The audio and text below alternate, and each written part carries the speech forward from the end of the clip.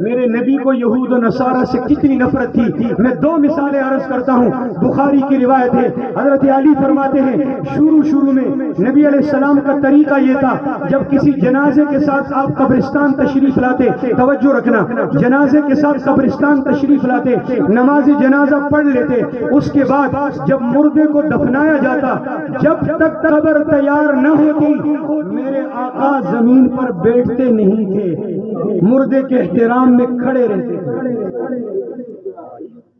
قبر تیار نہ ہوتی, حضرت علی شیر خدا داماد مصطفیٰ حیدر کرار سیدنا علی فرماتے ہیں حضور کی عادت تھی بیٹھتے نہیں تھے, کھڑے رہتے. ایک دن ایک جنازے میں میت کی تدفین ہو رہی, حضور کھڑے ہیں, ایک یہودی عالم آیا, سننا نوجوان یہودی عالم آیا. آج یہ جو داڑھیوں میں نوجوانوں نے سٹائل شروع کیے, کیا کہتے ہیں, فرینچ کٹ, انگلش کٹ, ادھر ڈیزائن. یہاں خدا کی قسم گنبد خضرا میں محمد الرسول اللہ کا دل دکھاتے ہیں یہ لوگ,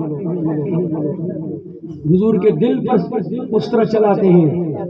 یہ جو کٹ بنا رہے, خط بنا رہے, ہندوؤں کے طریقے, بال نوجوان رکھ کر سر میں اوپر پونی باندھ رہا, کانوں میں کینٹے بھی آ گئے, ہاتھوں میں چوڑیاں بھی آ گئی, کانوں میں کینٹے بھی آ گئے, لیڈیز والے چمک دمک والے لباس بھی آ گئے. میرے آقا نے وہ جو اپنی امت کی 10 رحمتوں پر اتنا خوش ہوا, سجدے میں گر پڑا. اس آقا نے فرمایا میری امت کے ان مردوں پر خدا لعنت کرے جو عورتوں کی مشابہت اختیار کرتے ہیں, جو لڑکیوں اور عورتوں کے سٹائل اپناتے ہیں, اور ان عورتوں پہ خدا لعنت کرے جو مردوں کے سٹائل اپناتی ہیں. میرے والد صاحب ایک شعر پڑھتے ہیں, مولانا عبدالرحیم صاحب کے استاد ہیں, وہ کہتے ہیں لا حول ولا قوت کیا الٹا ہے زمانہ, لا حول ولا قوت کیا الٹا ہے زمانہ, کہ عورتیں ہوئی مرد اور مرد ہوئے زنانہ. اللہ کے نبی نے فرمایا لعنت ہو ان پر, یہ جو تو کٹ بناتا ہے میں تو تجھے سب کچھ دے گیا, میرے دشمن. حضرت علی کہتے ہیں عالم یہودی عالم آیا, اس نے کہا اے محمد, کہتے صلی اللہ علیہ وسلم, خوشی کہا آپ کا جو طریقہ ہے نا کہ جب تک مردے کی قبر تیار نہ ہو آپ بیٹھتے نہیں, ہمارا بھی یہ طریقہ ہے, ہمارے مذہب میں بھی یہی ہے. نبی علیہ السلام نے 1 سیکنڈ کی دیر نہیں لگائی, فوراً بیٹھ گئے زمین. اس کے بعد آپ نے اپنا معمول چینج کر دیا, سنت بدل گئی. کہ یہودی کہتا ہے ہمارا طریقہ یہ, سنت بدل گئی. اب سنت یہی ہے جو قبر میں مشغول ہیں, کام کر رہے ہیں وہ کھڑے رہے, باقی سائڈ پر بیٹھ جائیں. کبھی کھڑے ہوں منع نہیں ہے, لیکن افضل طریقہ یہ کہ بیٹھ جائیں. حضور مدینے میں آئے, ساری زندگی آپ عاشورے کا 1 روزہ رکھتے تھے, صرف 10 محرم. مدینے میں آئے, وفات سے 1 سال پہلے ایک یہودی آیا, اس نے کہا محمد ہم بھی روزہ رکھتے ہیں, ہم بھی رکھتے ہیں. حضور نے فرمایا کیوں رکھتے ہو؟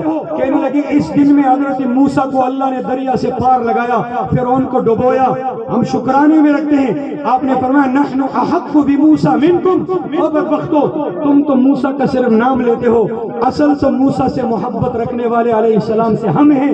میں اگر زندہ رہا اگلے سال عاشورہ کا روزہ آیا, 1 نہیں رکھوں گا, یا 9 ملاؤں گا 10 کے ساتھ 9 10, یا 11 ملا کے 10 11 رکھوں گا.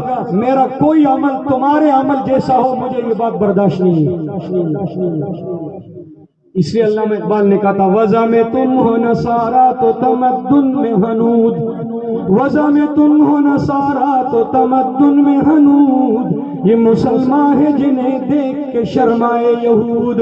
میرا اللہ فرماتا ہے او مسلمانوں, ایک بات ہے, ڈیمانڈ ہے تمہارے نبی کی, 100 باتیں 1000 باتیں نہیں, بس صرف ایک بات ہے, یہ ارمان لے کر وہ دنیا سے گئے ہیں کہ ان کی سنت پر آؤ, آئیں گے انشاءاللہ. تو آخری جملہ عرض کر رہا ہوں, اس روئے زمین پر اللہ کے نبیوں کا میراث وہ علم ہے, میرے آقا کا میراث قرآن و سنت ہے, اور قرآن و سنت کا میراث سنبھالنے والے انبیاء کے وارث علماء ہیں. میری نہیں, یہ میرے پیارے آقا, یہ ہمارے مشفق پیغمبر کی ہے. حضور نے فرمایا کن عالمن, یہ میسج نوٹ کر لو اپنے دل کی ڈائری پر, دماغ کے فولڈر میں, کن عالمن یا عالم بن جا آ کے لوگوں کو قرآن و سنت کی تعلیم دینا، او متعلمن یا طالب علم بن کے قاری جنید کے قدموں میں آ کے سیکھنا شروع کر، او خادمن یا ان کی خدمت کرنے لگ جا، ان کی خدمت میں آ کے کھڑا ہو جا، او محبن یا کم از کم ان سے محبت رکھنے والا بن، دل میں ان کی عزت اور توقیر بسا دے، ولا تکن خامسا فتہلک، پانچواں نہ بن ورنہ ہلاک ہو جائے گا۔ چار راستے ہیں، یا قرآن سکھا، یا سیکھ، یا قرآن والوں کی خدمت کر، یا ان سے محبت کر۔ پانچواں راستہ دنیا میں جہاں بھی جدھر بھی ہے، میرے آقا نے فرمایا تباہ ہو جائے گا، برباد ہو جائے گا، وہ عذاب کا راستہ ہے، وہ ہلاکت کا راستہ ہے۔